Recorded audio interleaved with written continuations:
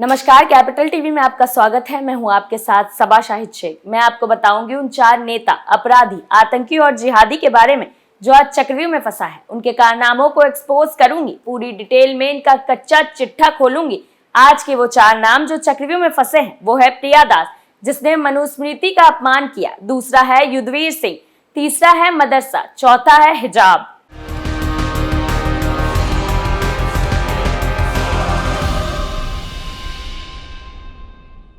सबसे पहले बात सनातन धर्म के अपमान की। रामचरितमानस के बाद अब मनुस्मृति के खिलाफ प्रोपेगेंडा चालू हो गया है। पहले रामचरितमानस पर काफी विवादित बयान दिया गया, फिर रामचरितमानस की प्रतियां तक जलाई गई थी। वहीं अब सनातन धर्म को अपमानित करने वाला एक और मामला सामने आया है। सोशल मीडिया पर एक लड़की का मनुस्मृति जलाने का वीडियो काफी तेजी से वायरल हो रहा है। वायरल वीडियो में लड़की मनुस्मृति जलाते हुए और साथ ही मांस पकाते दिखाई दे रही है। इसी वीडियो में लड़की जल रही मनुस्मृति से सिगरेट सुलगाकर कस लगाती भी दिखाई दे रही है। दावा किया जा रहा है कि लड़की का नाम प्रिया दास है, जो बिहार की रहने वाली है। बिहार पुलिस इस मामले में सटीक सूचना मिलने पर कार्रवाई की बात कह रही है। अपना वीडियो वायरल होने के बाद प्रिया दास खुद कैमरे पर आई। उसने कहा कि ये तो सिर्फ एक्शन है, क्योंकि इसकी नींव बहुत पहले बाबा साहब अम्बेडकर रख चुके हैं। प्रिया दास के मुताबिक उसने मनुस्मृति जलाकर ढोंग और पाखंडवाद पर वार किया है। मनुस्मृति पर एक दूसरे पर लोगों को बांटने और ऊंच नीच का भेद करने का आरोप लगाते हुए प्रिया दास ने कहा, ये तो सिर्फ शुरुआत है, इसे अस्तित्वहीन करना है। वहीं प्रिया दास ने आगे कहा, समय लगेगा, लोग जाग रहे हैं, आज नहीं तो कल अस्तित्वहीन होंगे ही। लोगों को मूल शिक्षा समझना हमारा प्रयास है। प्रिया दास ने कहा कि मनुस्मृति स्त्री और पुरुष में भी भेद करती है, जिसमें पुरुष को भगवान और स्त्री को भोगिया बताया गया है। बिहार पुलिस ने वीडियो के बारे में स्पष्ट जानकारी मिलने पर कार्रवाई की बात कही है। हालांकि अभी तक कोई कार्रवाई नहीं हुई है। वहीं वीडियो वायरल होने के बाद लोगों में काफी रोष पैदा हो गया है और लोग जल्द से जल्द प्रिया के खिलाफ सख्त से सख्त कार्रवाई करने की मांग कर रहे हैं। अब बात राकेश टिकैत के साथी नेता युद्धवीर सिंह की। राजस्थान की राजधानी जयपुर में आयोजित जाट महाकुंभ में अखिल भारतीय जाट महासभा के महासचिव युद्धवीर सिंह ने विवादास्पद बयान दिया। उन्होंने भगवान श्री राम का अपमान किया। भारतीय किसान यूनियन नेता राकेश टिकैत के साथी युद्धवीर सिंह ने कहा कि जाट समुदाय के लोग कभी किसी मंदिर में पानी चढ़ाने नहीं जाते। उन्होंने कहा कि राम हमारे बाप दादाओं की जेब में रहते थे। युद्धवीर ने मंदिर के पुजारियों पर भी विवादास्पद टिप्पणी की। उन्होंने कहा कि 50 साल पहले तक जाट के गांव में मंदिर नहीं हुआ करते थे। जयपुर के विद्याधर नगर में भैरव सिंह शेखावत स्टेडियम में आयोजित जाट महाकुंभ में संबोधित करते हुए युद्धवीर सिंह ने मंदिरों में पूजा को पंडितों और पुजारियों का पाखंड करार दिया। उन्होंने कहा कि राम पर किसी का विशेष अधिकार नहीं है। किसान उठते सोते सैकड़ों बार राम का नाम लेता है, लेकिन वो किसी मंदिर में पानी चढ़ाने नहीं जाता। वहीं भीड़ में मौजूद जाटों से सवाल करते हुए युद्धवीर कहते हैं, हमारे बाप दादाओं का राम उनके साथ रहता था, उनकी जेब में रहता था, निकाल कर अपने से मिल लेते थे।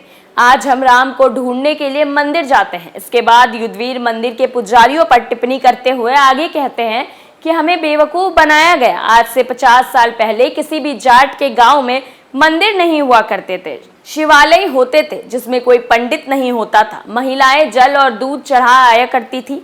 कोई पाखंड नहीं हुआ करता था। आज की युवा पीढ़ी को पता ही नहीं है। सिंह ने कहा, हमारी युवा पीढ़ी को बताना चाहिए कि जाट समाज का क्या इतिहास रहा है और जाट समाज के वीरों की गाथाएं उन्हें बतानी चाहिए। दरअसल हिंदू देवी देवताओं का अपमान करना या हिंदू धार्मिक ग्रंथों पर विवादित बयान देना इन लोगों ने अपना धंधा बना लिया है। ऐसे लोगों पर समय पर लगाम लगाना बेहद जरूरी है। अगली खबर में बात मदरसे की। बिहार के लखीसराय में एक मदरसे के निर्माण की खुदाई के दौरान शिवलिंग मिलने की खबर सामने आई। इस घटना से 2 पक्षों के बीच तानातानी हो गई। हिंदू पक्ष जहां उस जगह को मंदिर की बता रहा है, वहीं मुस्लिम पक्ष उसी जमीन पर मदरसा बनाने के लिए अड़ा है। मामले को बढ़ता देखकर पुलिस को हस्तक्षेप करना पड़ा।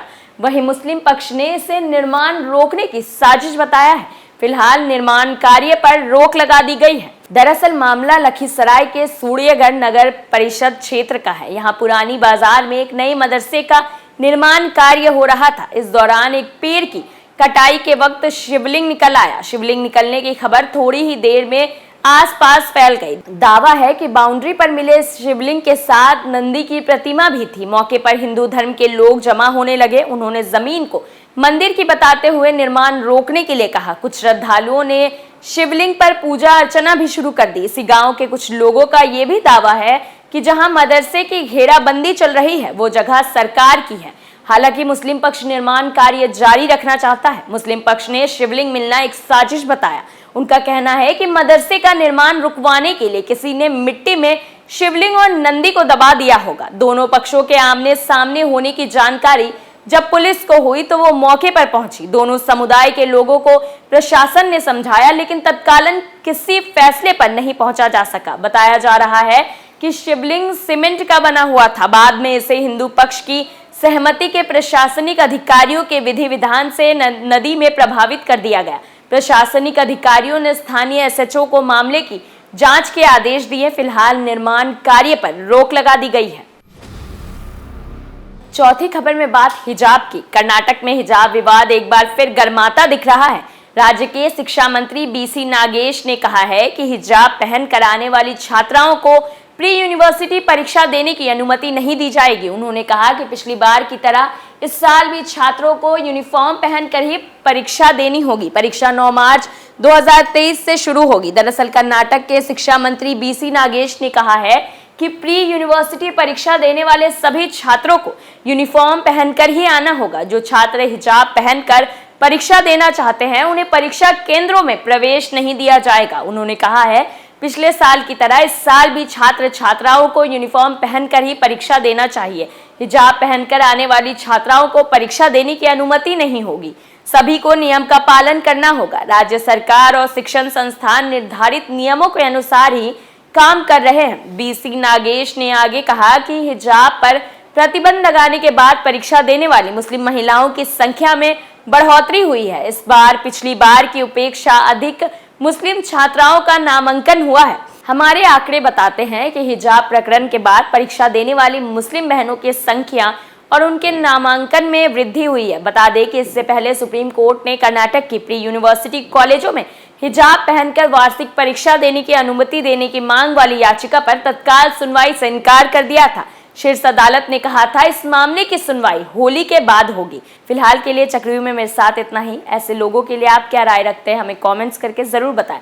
तो फिर इजाजत दीजिए, कल फिर कौन किसके चंगुल में फंसेगा नए मुद्दों के साथ फिर पेश होंगे और दिखाएंगे कई और सनसनीखेज खुलासे। तब तक के लिए देखते रहिए कैपिटल टीवी।